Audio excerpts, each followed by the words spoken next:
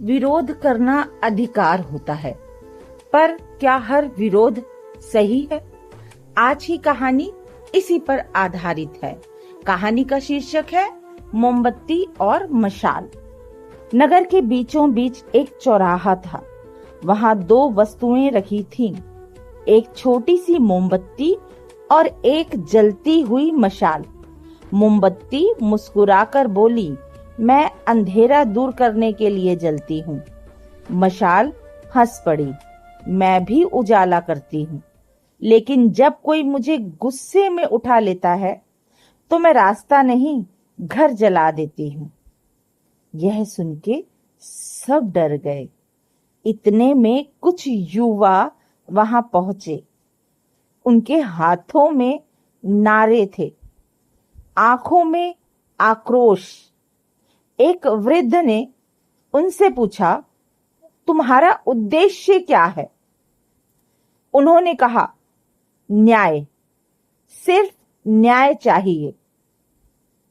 वृद्ध बोला, न्याय मांगना गलत नहीं है, लेकिन यदि न्याय की राह में कानून टूटे, दूसरों की पढ़ाई रुके, सार्वजनिक संपत्ति को नुकसान पहुंचे और समाज में वैमनस्य फैले, तो नुकसान किसका होगा? सरकार का या पूरे देश का? युवाओं ने कोई उत्तर नहीं दिया। सभी मौन खड़े रहे। वृद्ध ने आगे कहा, सरकारें आती जाती रहती हैं, लेकिन राष्ट्र स्थायी होता है। यदि किसी निर्णय पर असहमति है तो संविधान ने न्यायालय, संवाद और शांतिपूर्ण अभिव्यक्ति के रास्ते दिए हैं। वही लोकतंत्र की शक्ति है।